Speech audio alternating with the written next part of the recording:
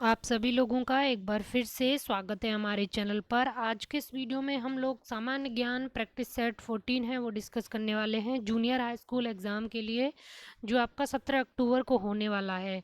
ये प्रश्न पत्र है 50 प्रश्न का, जो सभी के लिए अनिवार्य होगा, चाहे सब्जेक्ट उसका कुछ भी हो, जैसे एसएसटी, इंग्लिश और साइंस। लेकिन ये पेपर सभी के लिए अनिवार्य है, सबको देना है इसको। तो चलिए शुरू करते हैं। आज का पहला प्रश्न है, काकरपारा परमाणु विद्युत संयंत्र भारत के किस राज्य में स्थित है? तो इसका राइट आंसर आपका हो जाएगा, ये गुजरात में स्थित है। ऑप्शन डी इसका राइट आंसर है। और इसकी स्थापना कब हुई थी? 1993 में। और यह अन्य भारत के जो नाभिकीय संयंत्र हैं, जैसे राजस्थान में कोटा में है, केगा कर्नाटक में है, और जो नरोरा है वो उत्तर प्रदेश में है। चलिए नेक्स्ट देखते हैं, खिलाफत आंदोलन भारत में कब प्रारंभ किया गया था? खिलाफत आंदोलन की शुरुआत है 1919 में हुई थी। और ये शुरू किसने किया था? शौकत अली एवं मोहम्मद अली द्वारा इसको प्रारंभ किया गया था, और ये असहयोग आंदोलन में ये शामिल हो गया था। फिर नेक्स्ट है, निम्न में से कौन से किसे नोबेल पुरस्कार प्रदान किया गया है? तो इनमें से किसको नोबेल पुरस्कार है वो प्रदान किया गया है? तो इसमें राइट आंसर हो जाएगा ऑप्शन सी, कैलाश सत्यार्थी। इनको कौन सा नोबेल पुरस्कार मिला है? तो इनको जो नोबेल पुरस्कार मिला है वो शांति का नोबेल पुरस्कार था। मलाला यूसुफजई के साथ में इनको दिया गया था। नेक्स्ट है, निम्न में से किस मंदिर को विदर्भ के खजुराहो के रूप में जाना जाता है? तो ये है आपका मार्कंडेश्वर मंदिर। ऑप्शन ए इसका राइट आंसर हो जाएगा, मार्कंडेश्वर मंदिर। नेक्स्ट है, INA के अधिकारियों पर मुकदमा चलाया गया था। तो ये मुकदमा चलाया गया था लाल किला में। ऑप्शन ए इसका राइट आंसर हो जाएगा, दिल्ली लाल किला में। और ये जो मुकदमा चला था 1945 में दिल्ली के लाल किले में चला। और इसमें जो मुकदमा 3 अधिकारियों पर चला था वो थे शहनवाज खान, दयाल सिंह ढिल्लों और कर्नल प्रेम सहगल। इन पर राजद्रोह का मुकदमा है वो चलाया गया था। और इस मुकदमे की जो पैरवी कर रहे थे, बचाव पक्ष के वकील थे वो थे भूलाभाई देसाई। अन्य भी थे लेकिन नेतृत्व है वो भूलाभाई देसाई ने किया था। नेक्स्ट है, निम्न में से किस नदी के ऊपरी मार्ग में मीठा जल का परंतु निचले भाग में खारे जल का प्रवाह मिलता है? तो इसमें आपका राइट आंसर हो जाएगा 6 में ऑप्शन बी, लूनी नदी है, जिसमें ऊपरी मार्ग में मीठे जल का प्रवाह है किंतु निचले भाग में खारे जल का प्रवाह मिलता है। ये आपका सवाल है, ये रिपीटेड सवाल इसमें पूछा है, ये PCS में पूछा गया है। नेक्स्ट है, निम्नलिखित नदियों में से कौन सा अपने भ्रंशघाटी प्रवाह के लिए प्रसिद्ध है? तो भ्रंशघाटी प्रवाह के लिए प्रसिद्ध जो नदी है इसमें वो है आपकी दामोदर। ऑप्शन बी इसका राइट आंसर हो जाएगा। ये सवाल भी 2019 के PCS में पूछा हुआ है। नेक्स्ट है, नेटिव मैरिज एक्ट किस वर्ष पारित किया गया था? नेटिव मैरिज एक्ट है, इसको पारित किया गया था 1872 में। ऑप्शन बी इसका राइट आंसर हो जाएगा, 1872। इसमें जो विवाह की उम्र है लड़कियों के लिए वह 14 वर्ष निर्धारित कर दी गई थी, और लड़कों के लिए 18 वर्ष निर्धारित कर दी गई थी। और इसके द्वारा ही बहुपत्नी प्रथा पर प्रतिबंध लगा दिया गया था। और यहाँ पर आपको ध्यान देना है, लड़कियों की उम्र थी 14 वर्ष, लड़कों की उम्र थी 18 वर्ष। ये पूछी जाती है कि ये किस एक्ट में की गई थी। और इसमें एक काम और हुआ साथ में, वो था बहुपत्नी प्रथा को भी इसके द्वारा प्रतिबंधित कर दिया गया। और इस एक्ट के द्वारा अंतरजातीय विवाहों को मान्यता दे दी गई। तो ये इसके कुछ महत्वपूर्ण विशेषताएं थीं। नेक्स्ट है, निम्नलिखित नदियों में से किसे जैव मरुस्थल की संज्ञा दी जाती है? तो इनमें से इतनी प्रदूषित नदी है कि उसको जैव मरुस्थल की संज्ञा है वो दे दी जाती है। तो अब आप समझ गए होंगे ये नदी कौन सी हो सकती है। तो ये है ऑप्शन बी, दामोदर नदी, जो अपने प्रदूषण के लिए जानी जाती है। नेक्स्ट है, निम्नलिखित प्राकृतिक प्रदेशों में से किसे बड़े शिकारों की भूमि के नाम से जाना जाता है? 10 का राइट आंसर आपका हो जाएगा, ये होती हैं आपकी सवाना क्षेत्र की जो घास भूमियाँ हैं वो। तो देखिए ये इसमें राइट आंसर है उष्णकटिबंधीय सवाना प्रदेश। यहाँ पर जो शाकाहारी पशुओं की संख्या है वो ज़्यादा होती है, तो इसीलिए जो उनका शिकार करने वाले मांसाहारी पशु हैं वो भी ज़्यादा होते हैं। जैसे मध्य प्रदेश आपका सवाना घास घास के एरिया में आता है, जहाँ पर आपके बाघ हैं, टाइगर हैं, वो ज़्यादा संख्या में मिलते हैं। तो यहाँ पे जो चेन होती है वो बहुत स्ट्रॉन्ग होती है, खाद्य श्रृंखला है। और ये उष्णकटिबंधीय सवाना प्रदेश होते हैं। नेक्स्ट है, इकोसिस्टम के संबंध में निम्न में से क्या सत्य है? तो 11 का राइट आंसर ऑप्शन सी हो जाएगा, शाकाहारियों की संख्या मांसाहारियों से अधिक होती है। बिल्कुल सही है, यही कथन इसमें सही है। जैसे कि मैंने अभी बताया, सवाना जो घास भूमियाँ हैं वहाँ शाकाहारियों की संख्या इतनी ज़्यादा है, अगर वहाँ पर टाइगर और जो मांसाहारी की संख्या है वो कम हो जाएगी तो उस इलाके में जीना दुभर हो जाएगा। इतनी मात्रा में शाकाहारियों की संख्या है वो बढ़ती रहेगी, तो इसलिए प्रकृति हर चीज़ को बैलेंस करके चलती है। तो ऑप्शन सी इसमें राइट आंसर हो जाएगा। नेक्स्ट है, मानव गतिविधियों से परिवर्तित पर्यावरण कहलाता है, तो एंथ्रोपोजोनिक पर्यावरण कहलाता है। ऑप्शन बी इसका राइट आंसर हो जाएगा। नेक्स्ट है, निम्नलिखित में से कौन सा वायु प्रदूषण के जैविक सूचक का प्रसिद्ध उदाहरण है? तो वायु प्रदूषण का प्रसिद्ध उदाहरण यहाँ पर पूछा है, लाइकेन्स होते हैं। ऑप्शन ए यहाँ पर राइट आंसर हो जाएगा। नेक्स्ट है, अंतर्राष्ट्रीय सौर गठबंधन का सचिवालय वर्तमान में निम्नलिखित स्थान पर स्थित है, तो ये गुरुग्राम में स्थित है। ऑप्शन सी इसका राइट आंसर हो जाएगा। ये संगठन है, इससे रिलेटेड जो भी काम हो रहा है वो सब एग्जाम के लिए बहुत ही इंपॉर्टेंट है। नेक्स्ट है, निम्नलिखित में से किस पदार्थ में कैल्शियम विद्यमान होती है? तो इनमें से किस पदार्थ में कैल्शियम है वो विद्यमान होती है? 15 का राइट आंसर ऑप्शन सी हो जाएगा, gypsum. 15 right answer option C, gypsum. Gypsum एक खनिज है जिसमें सूक्ष्म तत्व गंधक एवं कैल्शियम प्रचुर मात्रा में पाया जाता है। रासायनिक संरचना की दृष्टि से यह कैल्शियम का सल्फेट है जिसमें जल के भी दो अणु उपस्थित होते हैं। नेक्स्ट है, निम्न में से कौन सा पदार्थ प्रोटीन नहीं है? इनमें से पूछा है कौन सा पदार्थ है वो प्रोटीन नहीं है। 16 का राइट आंसर ऑप्शन ए हो जाएगा। कपास एक मुलायम रोएदार स्टेपल रेशा होता है जो कपास के पौधे के बीजों के चारों तरफ एक संरक्षण आवरण के रूप में विकसित होता है और यह पूरी तरह सेलुलोज का बना होता है। बाकी सब केस, बाल या खोर या लूता, रेशम यानी स्पाइडर सिल्क, ये सभी हैं प्रोटीन के एग्जाम्पल हैं। नेक्स्ट है, मानव शरीर में निम्नलिखित में से कौन सी ग्रंथि अंतःस्रावी और बहिस्रावी दोनों का ही कार्य करती है? 17 का राइट आंसर ऑप्शन सी हो जाएगा। अग्नाशय आपकी ऐसी ग्रंथि है जो अंतःस्रावी और बहिस्रावी ग्रंथि दोनों का कार्य करती है और ये एग्जाम में बहुत बार पूछा गया है। ऑप्शन सी इसमें राइट आंसर हो जाएगा। इसका जो बहिस्रावी श्रावण होता है यह मुख्यतः पाचन में सहायक होता है और जो अंतःस्रावी श्रावण है वो रक्त शर्करा को विनियमित करता है। तो ये भी पूछा जा सकता है कि जो अंतःस्रावी है उसका क्या काम है, बहिस्रावी है उसका क्या काम है। मानव आहार में पॉलिश किए हुए चावल के उपयोग से निम्नांकित में से कौन सा रोग हो सकता है?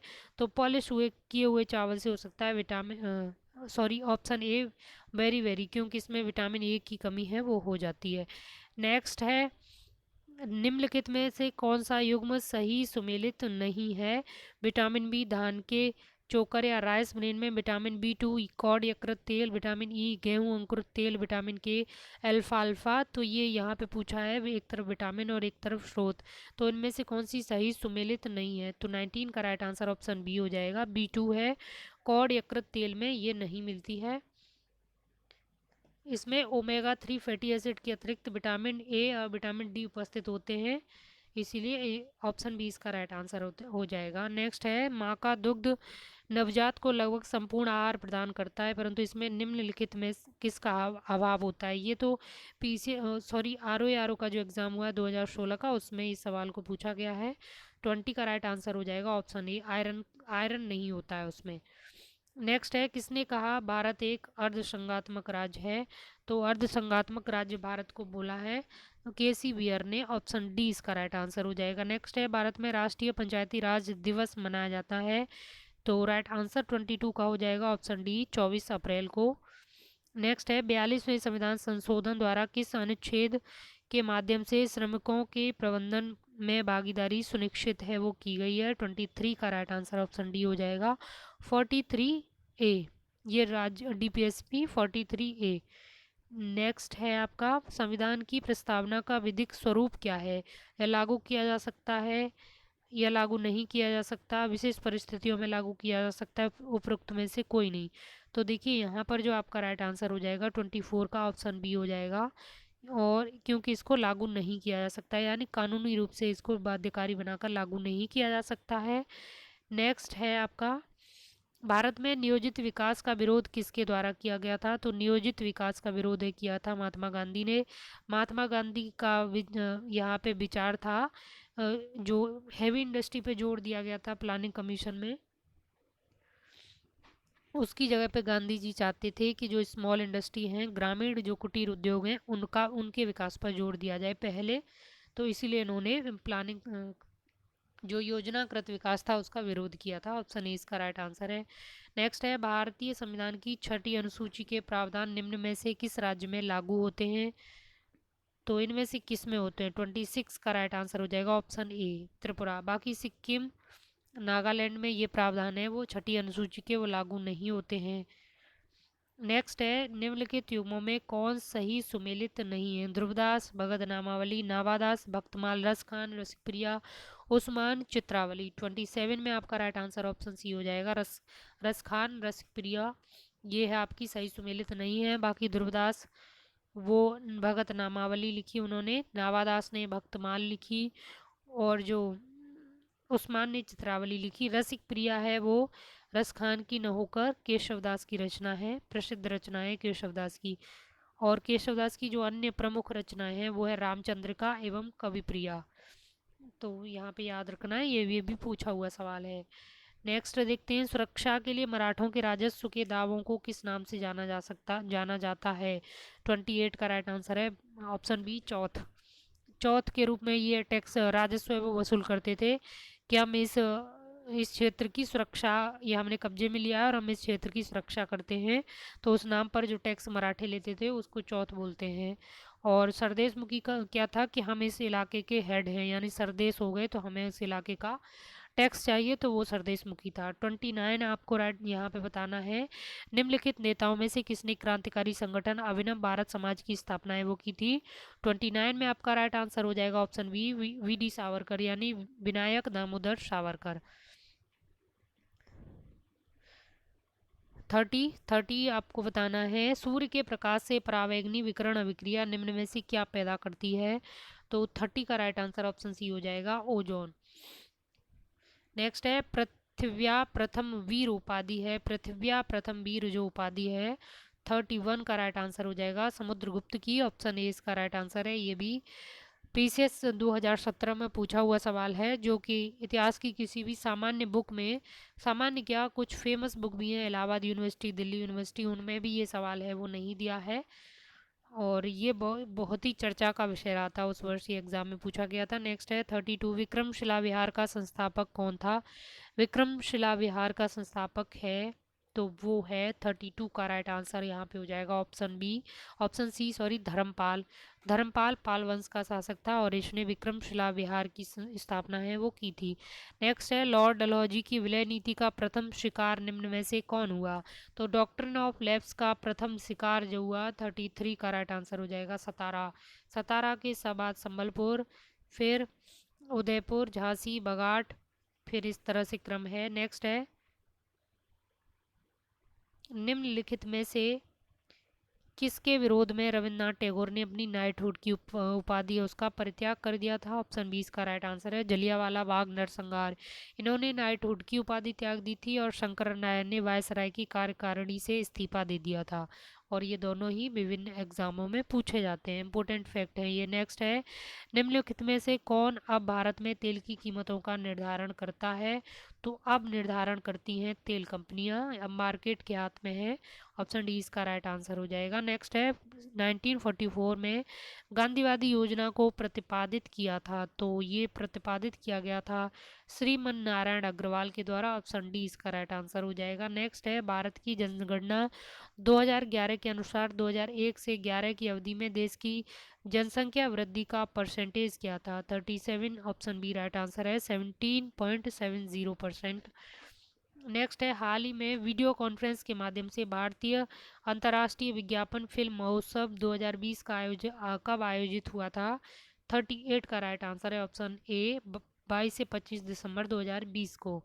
नेक्स्ट है, 25 दिसंबर 2020 को भारत के अंतर्राष्ट्रीय विज्ञान फिल्म पुरस्कार 2020 की घोषणा की गई। इसमें अंतर्राष्ट्रीय श्रेणी में आत्मनिर्भर भारत के लिए विज्ञान या विश्व कल्याण के लिए विज्ञान विषय पर केंद्रित फिल्म को सर्वोच्च पुरस्कार मिला। तो इनमें ये कौन सी फिल्म थी? 39 का राइट आंसर यहाँ पर हो जाएगा option D, the insect the insect एक्सक्यूअर।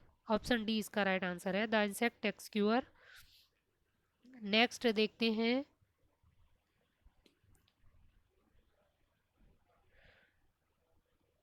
25 दिसंबर 2020 को देश भर में राष्ट्रीय सुशासन दिवस मनाया गया। केंद्र सरकार ने किस वर्ष मनाने की घोषणा है वो की थी। तो इसमें देखिए जो फोटो का प्रिंट है वो सही से नहीं आया इसका, तो इसका मैं आपको पढ़ के बता देती हूँ। पीडीएफ इसको चेंज करके आपको दिया जाएगा। 40 में राइट आंसर आपका हो जाएगा ऑप्शन बी। 2014 से ये शुरू किया था। जो राष्ट्रीय सुशासन दिवस मनाना की 25 दिसंबर को हुआ है वो 2014 से शुरू हुआ है। नेक्स्ट है 24 दिसंबर 2020 को किसने स्वच्छता अभियान मोबाइल ऐप को लॉन्च किया था। तो ये 41 का राइट आंसर हो जाएगा। 41 ऑप्शन बी। ऑप्शन बी इसका राइट आंसर हो जाएगा, थावरचंद गहलोत। तो स्वच्छता अभियान जो मोबाइल ऐप है उसकी शुरुआत की है थावरचंद गहलोत ने। नेक्स्ट है राष्ट्रीय उपभोक्ता दिवस कब मनाया जाता है। राष्ट्रीय उपभोक्ता दिवस है ये मनाया जाता है 42 का राइट आंसर हो जाएगा 24 दिसंबर ऑप्शन ए। नेक्स्ट है 23 दिसंबर 2020 को केंद्रीय मंत्रिमंडल ने फिल्म संबंधी 4 मीडिया इकाइयों को राष्ट्रीय फिल्म विकास निगम में विलय को मंजूरी दी। इसमें शामिल नहीं है, तो 4 मीडिया इकाइयों को मिलाकर के एक राष्ट्रीय फिल्म विकास निगम है वो बना दिया गया है। तो इनमें 4 में से इनमें कोई एक है जो शामिल नहीं है। 43 का राइट आंसर हो जाएगा ऑप्शन डी, भारतीय फिल्म एवं टेलीविजन संस्थान। इसका विलय नहीं किया गया है। 44 दिए गए विकल्पों में से संबंधित संख्या युग्मों को चुनिए। तो इसमें जो नया संख्या यहाँ पे देखिए आपको सही नहीं दिख रहा है, वीडियो देखने वालों को दिक्कत होगी, जिनको पीडीएफ नहीं होगा। तो यहाँ 48 है, 22, 55, 48। तो नई संख्या इसमें आगे जो होगी वो होगी 44 ऑप्शन डी 120। नेक्स्ट है आपके लिए एक विशिष्ट कोड भाषा में MAGNET को WHQZP लिखा जाता है। तो इस कोड भाषा में फ्रॉड्स यानी FRAUDS को किस प्रकार लिखा जाएगा। 45 का आपका राइट आंसर हो जाएगा ऑप्शन बी VGXDUI।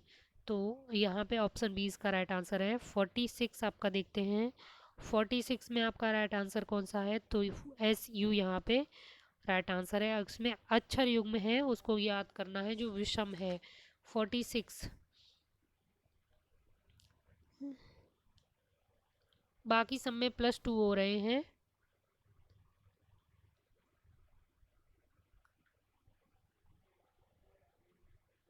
+2 सब में हो रहे हैं, लेकिन जो आपका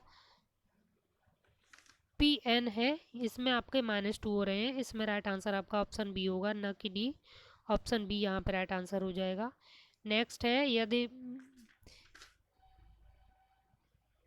TRIANGLE ट्राइंगल और ट्राइंगल को SUBJHOFM में लिखा जाता है तो कंप्यूटर को किस भाषा कैसे लिखा जाएगा। तो यहाँ पर पूछा है 47 में, और 47 का राइट आंसर ऑप्शन डी हो जाएगा आपका। 47 राइट आंसर डी। इसमें क्या हो रहा है कि इसमें ++1+1+1 हो रहा है सब में। तो ये सीरीज इस तरीके से चल रही है +1+1। तो ऐसे ही आपको इसका भी +1 बना देना है। नेक्स्ट है 48। तो 48 में आपका राइट आंसर हो जाएगा ऑप्शन ए सोमवार। 49 ये कथन कारण से संबंधित है, कथन और निष्कर्ष से संबंधित। बीमार लोगों को दवा की ज़रूरत होती है, और निष्कर्ष क्या है, स्वस्थ लोगों को दवा की ज़रूरत नहीं होती, लोग अपने घरों में दवा रखते हैं। तो यहाँ पे जो निष्कर्ष हो जाएगा 49 ऑप्शन सी। न तो निष्कर्ष 1 निकलता है ना ही निष्कर्ष 2 निकलता है। आखिरी सवाल है मांडू महोत्सव का संबंध किस राज्य से है। मांडू महोत्सव का संबंध है मध्य प्रदेश से। ऑप्शन सी इसका राइट आंसर है।